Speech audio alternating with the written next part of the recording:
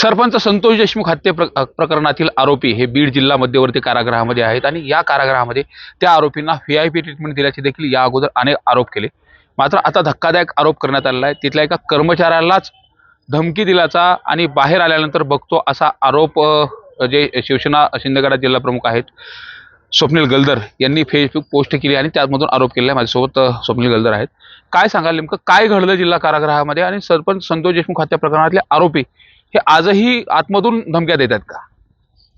खरं पाहिलं तर कारागृहामध्ये राहणाऱ्या आरोपींचं बाबतीत मला जास्त बोलायची इच्छा नव्हती, कारण तो कारागृह म्हणजे एक बंदीखाना असतो. त्यांचे सगळे नैसर्गिक बाहेर वावरण्याचे अधिकार संपलेले असतात, पण जगण्याचे नैसर्गिक अधिकार असतात.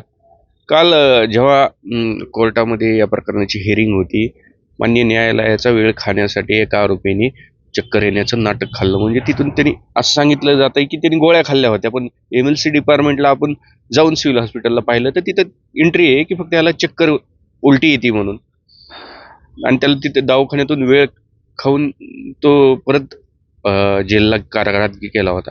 कारागृहात गेल्याच्या नंतर तिथले जे कर्मचारी आहेत त्यांनी सांगितलं की ते बंदीचा वेळ असतो, ती बंदी वेळ असतो, त्या बंदीच्या वेळेत ह्यांची रोजची स्टाईल आहे की हे सगळे आरोपी आधी जातात आणि हे शेवटी जातात स्टाईलनी. तर ते बाबा कर्मचारी जे म्हणले की बाबा तुझा वेळ झालाय बंदीचा, चल तू मध्ये जा बॅरकमध्ये. तो त्या कर्मचाऱ्याला अशा भाषेत बोलला, तू म्हणलाच कसं काय म्हणले, मला तुला बघतो म्हणले, बाहेर गेल्यावर तुला सोडित नाही.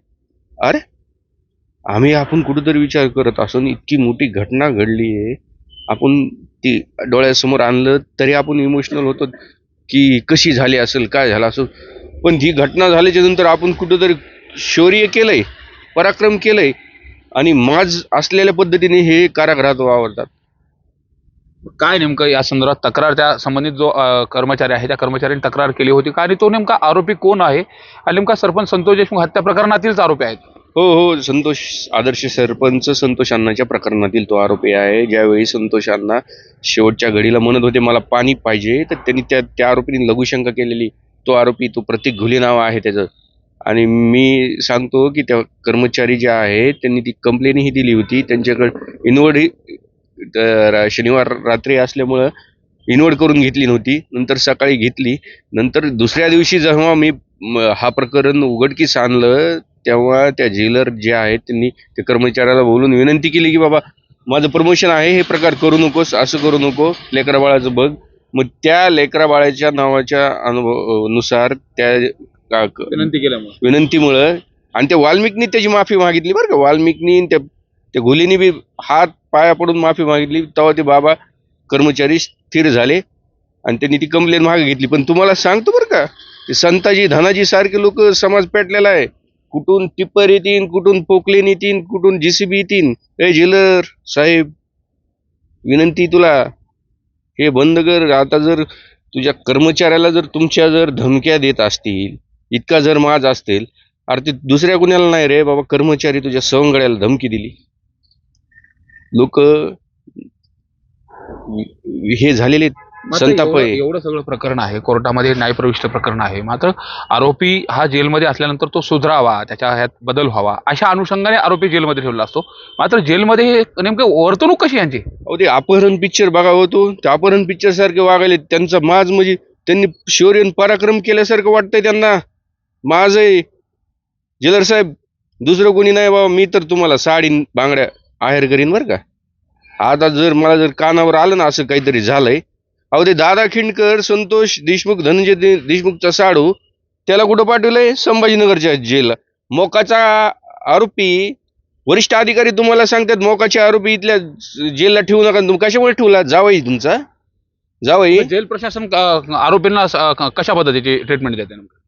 मी सांगितलं ना, अपहरण पिक्चर बघा तुम्ही, त्याच्यात कसं ते अजय देवगणला ट्रीटमेंट दिली. जावई असल्यासारखी ट्रीटमेंट द्यायला लागली तुम्ही. मोबाईल कसा चार्ज होतो माहिती का तुम्हाला? मोबाईल जेलमध्ये चेक करा. कारागृहाचं कुणी वरिष्ठ अधिकारी असताना बघून चार्जर ती सांगितलं जातं काय मला श्वास घ्यायला त्रास आहे, आणि बघा ना तुम्ही कॅमेऱ्यात कधी ती मशीन लावली जाते श्वास घेण्यासाठी. त्या मशीनच्या चार्जरनी मोबाईल चार्ज केला जातो. खिशात मोबाईल असतो, नेणं आणणं होतं. मला मोबाईल कोण वापरतं नेमकं? आरोपी वाल्मिक कराड वापरतो. मला त्याच्याबद्दल बोलायचंच नव्हतं बघा, वाल्मिक कराड बद्दल आणि काय नाही. कारण कारागृहातलं जीवन खूप विधिग्न असतं. मला ते माज आहे ना, माज तिची पद्धतीने बोलला ना, पश्चाताप आहे त्यांना. अहो पश्चाताप नाही, शौर्य वाटायले त्यांना, पराक्रम केलाय आम्ही मग आता या आम्ही प्रकरणात- सुटणार आहेत. ज्या अर्थी तो म्हणतोय त्या बाबा लोकांना की जे बाबा म्हणजे कर्मचाऱ्यांना बाबा म्हणतात, कारण तेच आई वडील असतात कारागृहात, त्यांना ते म्हणतो तुला बाहेर गेल्यावर मी सोडत नाही, म्हणजे त्याला असा विश्वास आहे की सोडणार आहे, सुटणार आहे. कोर्ट मॅनेज केलं तुम्ही, निकाल तुम्हाला माहिती आहे, आणि सुटल्यावर आम्ही सोडणार आहेत तुम्हाला. शिवसेनेची काय भूमिका असेल याच्यावर? मी म्हणलं ना, बांगड्या, साडी, चुडी, जेलर साहेब पोच करतो तुम्हाला. आपण पाहतोय सरपंच संतोष देशमुख हत्या प्रकरणातील जे आरोपी आहेत हे बीड जिल्हा कारागृहात आहेत आणि त्या ठिकाणी हे तिथलच्या कर्मचाऱ्यांना धमकी देत असल्याचा खळबळजनक दावा हा शिवसेना शिंदे गटाचे जिल्हा प्रमुख स्वप्नील गलदर यांनी केलेला आहे. आणि जर कारागृहामध्ये हे थांबलं नाही आणि कर्मचाऱ्यांना जर अशा पद्धतीने धमकी दिली जात असेल तर तिथले जे कारागृह अधीक्षक आहेत त्यांनी त्या संबंधित बंद्यावरती कारवाई करावी, अन्यथा आम्ही साडीचोळी भेट देऊ, अशा पद्धतीचा जो इशारा आहे तो देखील त्यांनी दिलेला आहे. त्यामुळे नेमकं बीड जिल्हा कारागृहामध्ये सुरू आहे काय असा देखील सवाल उपस्थित होतोय. सुरेश जाधव, न्यूज 18 लोकमत, बीड.